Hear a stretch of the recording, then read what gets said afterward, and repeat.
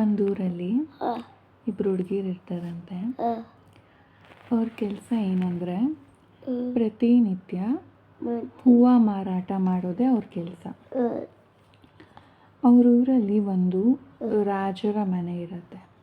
So king ಅವ್ರ ಮನೆ ಇರುತ್ತೆ. ಅಕ್ಕ ತಂಗಿ ಇಬ್ರದ್ದು ಬೆಳಗಿನ ಜಾವ ಎದ್ದು ಹೂವು ಕಟ್ಟಿ ಮಾರಾಟ ಮಾಡೋದೇ ಕೆಲಸ. ಅವ್ರ ಅಮ್ಮನೂ ಅದಕ್ಕೆ ಹೆಲ್ಪ್ ಮಾಡ್ತಾ ಇರ್ತಾರೆ. ಸೊ ಹೀಗೆ ಡೈಲಿ ಹೂವು ಮಾರ್ಕೊತ ಹೋಗ್ತಾ ಇರ್ತಾರೆ. ಒಂದಿನ ಏನಾಗುತ್ತೆ ಅಂದರೆ ಅವರು ಮಾರಾಟ ಮಾಡೋ ಹೂವು ತುಂಬಾ ಸ್ಪೆಷಲ್ ಆಗಿರುತ್ತೆ. ಅದು ಯಾವ ಗಿಡದಲ್ಲಿನೂ ಬಿಡೋದಿಲ್ಲ. ಅದು ಯಾವ ಹೂವು ಅಂತಲೇ ಗೊತ್ತಿರಲ್ಲ ಯಾರಿಗೂ.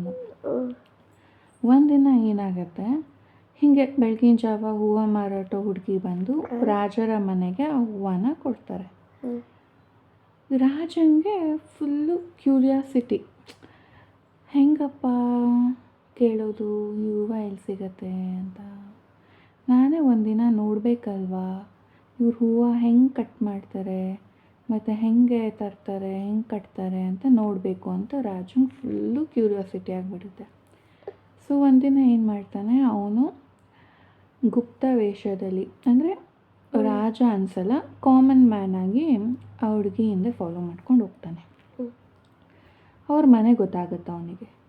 ಸೊ ನೈಟ್ ಏನು ಮಾಡ್ತಾನೆ, ಒಂದು ಬೆಳಗಿನ ಜಾವ 3 ಗಂಟೆ ಹಂಗೆ ಮನೆ ಹತ್ರ ಹೋಗ್ತಾನೆ. ಸೊ ಹೆಂಗೆ ಇವರು ಹೂವು ಕಟ್ತಾರೆ ನಾನು ನೋಡಬೇಕಲ್ಲ ಅಂತ ಒಂದು ಮರದಿಂದ ಬಚ್ಚಿಟ್ಕೊಂಡು ನೋಡ್ತಾನೆ. ಅವ್ರು ಹೆಂಗೆ ಮಾಡ್ತಿರ್ತಾರೆ ಅಂದರೆ, ಅವ್ರ ಅಕ್ಕಂಗೆ ಒಂದು ವರ ಸಿಕ್ಕಿರತ್ತೆ. ಅದು ಹೆಂಗಂದರೆ, ತಂಗಿ ಅಕ್ಕಂಗೆ ಕೂಡಿಸ್ಬಿಟ್ಟು ನೀರು ಉಯ್ತಾಳೆ. ಅದು ನೀರು ಉಯ್ದಾಗ ಅವಳು ಒಂದು ಗಿಡ ಹಾಕ್ತಾಳೆ. ಆ ಗಿಡದಲ್ಲಿ ಹೂವುಗಳು ಬಿಡುತ್ತೆ. ಆ ಹೂವುಗಳನ್ನ ಕಿತ್ಕೊಂಡು ಮತ್ತೆ ನೀರು ಉಯ್ತಾಳೆ. ಆವಾಗ ಅವಳು ಹುಡುಗಿ ಆಗ್ತಾಳೆ. ಅಕ್ಕ ಈ ಪ್ರೋಸೆಸ್ ಮಾಡೋಕ್ಕೂ ಮುಂಚೆ ಹೇಳ್ತಾಳೆ, ನೋಡು, ಯಾವುದೇ ಕಾರಣಕ್ಕೂ ಯಾವುದೇ ಗಿಡದ ಲೈಕ್ ಸ್ಟೆಮ್ ಆಗಲಿ ಫ್ಲವರ್ ಆಗಲಿ ಹಾಳಾಗಬಾರ್ದು. ನೀನು ನೀಟಾಗಿ ಕಿತ್ಬಿಟ್ಟು ನನಗೆ ಮತ್ತೆ ನೀನು ನೀರು ಹಾಕಿದ್ರೆ ಮಾತ್ರ ನಾನು ಹುಡುಗಿ ಆಗೋಕ್ಕಾಗೋದು ಅಂತ ಹೇಳಿರ್ತಾಳೆ ಪ್ರೋಸೆಸ್ಸು. ಅದಕ್ಕೆ ತಂಗಿ ಸರಿ ಆಯಿತು ಅಕ್ಕ, ಹಾಗೆ ಮಾಡ್ತೀನಿ ಅಂತ ಡೈಲಿ ಇದೇ ಪ್ರೋಸೆಸ್ನ ಮಾಡ್ತಾ ಇರ್ತಾಳೆ. ಸರಿ, ದಿ ವೆರಿ ನೆಕ್ಸ್ಟ್ ಡೇ ಏನಾಗುತ್ತೆ, ರಾಜಂಗೆ ಗೊತ್ತಾಗೋಯ್ತಲ್ವ ಇವ್ರು ಹೆಂಗೆ ಮಾಡ್ತಾರೆ ಅಂತ. ಸೊ ನೆಕ್ಸ್ಟ್ ಹೂವು ಕೊಡೋಕ್ಕೆ ಬರ್ತಾರಲ್ವ, ಆವಾಗ ಸೈನಿಕರಿಗೆ ಹೇಳಿರ್ತಾರೆ, ಹೂವು ಮಾರಾಟ ಮಾಡೋ ಹುಡುಗಿ ಬಂದರೆ ನನ್ನ ಕೊಠಡಿಗೆ ಕಳಿಸಿ, ಕೊಠಡಿ ಅಂದರೆ ನನ್ನ ರೂಮಿಗೆ ಕಳಿಸಿ ಅಂತ ಹೇಳಿರ್ತಾರೆ.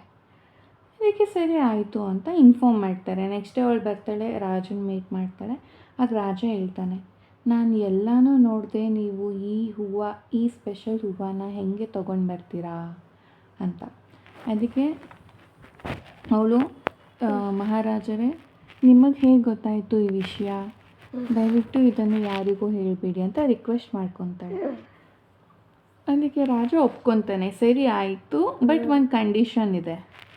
ಏನದು ಕಂಡೀಷನ್ ಅಂದರೆ, ನಾನು ಆ ರೀತಿ ಮಾಡ್ತೀನಿ, ಸೊ ನಾನು ನೋಡಬೇಕು ನೀನು ಗಿಡ ಆಗಿ ಮತ್ತೆ ಹೂವು ಕೊಟ್ಟು ಮತ್ತೆ ಹೆಂಗೆ ಹುಡುಗಿ ಆಗ್ತೀಯ ಅಂತ ನಾನು ನೋಡಬೇಕು ಅಂತ ಹೇಳ್ತಾನೆ ರಾಜ.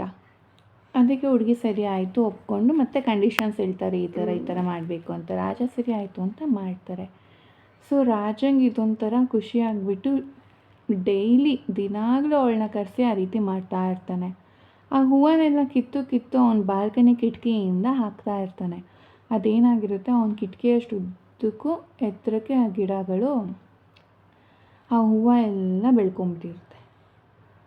ಫುಲ್ಲು ಹೂವು ಚೆಲ್ಲಿರುತ್ತಲ್ಲ, ಅದನ್ನು ರಾಜಂಗೆ ಒಬ್ಬಳು ತಂಗಿ ಇರ್ತಾಳೆ. ತಂಗಿ ನೋಡಿಬಿಟ್ಟು, ಯಾಕೆ ನಮ್ಮ ಅಣ್ಣ ಯಾವಾಗಲೂ ಹಿಂಗೆ ಹೂವು ಕಿತ್ತಿ ಹಾಕ್ತಾನೆ, ಏನಿದು, ರೂಮಿಂದ ಹೆಂಗೆ ಇಷ್ಟೊಂದು ಹೂವು ಬರೋಕ್ಕೆ ಸಾಧ್ಯ ಅಂತ ಅವಳಿಗೆ ಡೌಟ್ ಬಂದು ಒಂದಿನ ಅವಳು ಬಾಗಿಲಿಂದ ಬಚ್ಚಿಟ್ಕೊಂಡು ನೋಡ್ತಾಳೆ.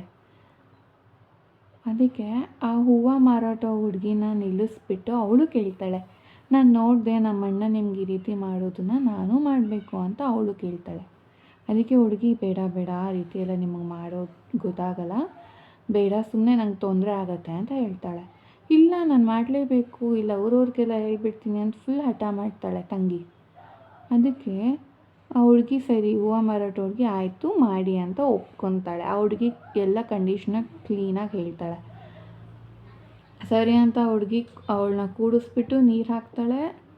ಅವಳು ತುಂಬ ಫ್ರೆಂಡ್ಸ್ ಇರ್ತಾರಲ್ವ, ಅವ್ರು ಏನು ಮಾಡ್ತಾರೆ, ಅರುಷ್ಟೆ ಮುರಿದಾಕ್ಬಿಡ್ತಾರೆ, ಹೂವು ಹೆಂಗೆಂಗೋ ಕಿತ್ಬಿಡ್ತಾರೆ, ಗಿಡನ ಡೊಂಕ ಪಕ್ಕ ಮಾಡಿಬಿಡ್ತಾರೆ.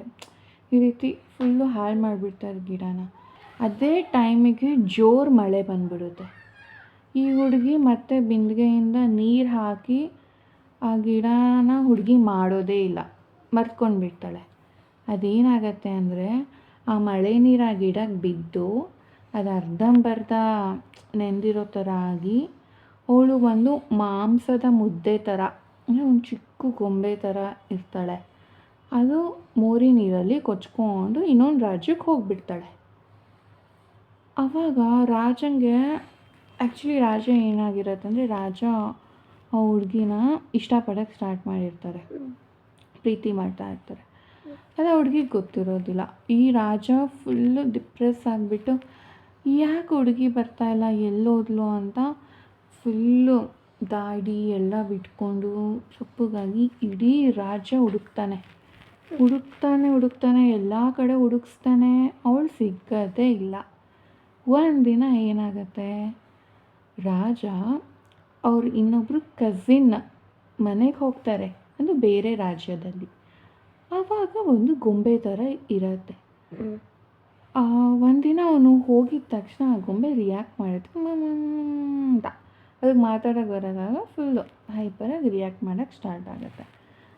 ಆಮೇಲೆ ಸಹೋದರಿ ಇರ್ತಾರೆ ಅಲ್ವಾ, ಕಸಿನ್ ಸಿಸ್ಟರು, ಅವ್ರು ಹೇಳ್ತಾರೆ, ನೋಡು ಇಷ್ಟು ದಿನ ಸಪ್ಪಗಿರ್ತಾಯಿತ್ತು, ಅಳ್ತಾಯಿತ್ತು, ನೀನು ಬಂದಿದ್ದ ತಕ್ಷಣ ಈ ರೀತಿ ರಿಯಾಕ್ಟ್ ಮಾಡ್ತಾಯಿದೆ, ಏನೋ ಗೊತ್ತಿರಬೇಕು ನಿನಗೆ, ಅದು ನೋಡು ಅಂತ ಹೇಳಿದಾಗ ಅವನು ರಾಜ ಹೋಗ್ಬಿಟ್ಟು ಹತ್ರದಲ್ಲಿ ನೋಡ್ತಾನೆ.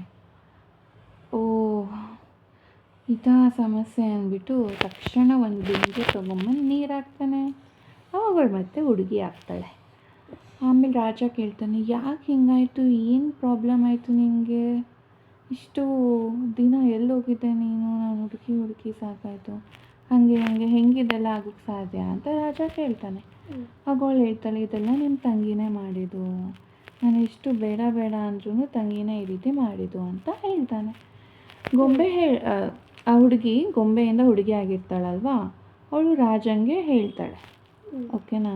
ರಾಜ ಅದಕ್ಕೆ ಫುಲ್ಲು ಕೋಪಗೊಂಡು ಬೇಜಾರುಗೊಂಡು ತಕ್ಷಣ ಹುಡುಗಿನ ರಾಜನ ಆಸ್ಥಾನಕ್ಕೆ ಕರ್ಕೊಂಡೋಗ್ಬಿಟ್ಟು ತಂಗಿನ ಕರೆದ್ಬಿಟ್ಟು, ಯಾರಿದೆಲ್ಲ ನಿಂಗೆ ಹಿಂಗೆ ಮಾಡೋಕ್ಕೆ ಹೇಳಿದ್ದು, ಚಿಕ್ಕ ಮಕ್ಕಳು ಥರ ಇರಬೇಕು, ಈ ರೀತಿ ಎಲ್ಲ ಮಾಡಬಾರ್ದು, ನಿನ್ನಿಂದ ಇಷ್ಟೊಂದು ಸಮಸ್ಯೆ ಆಯಿತು ಅಂತ ಹೇಳಿ ಊರಿಂದ ಆಚೆ ಹಾಕ್ತಾನೆ.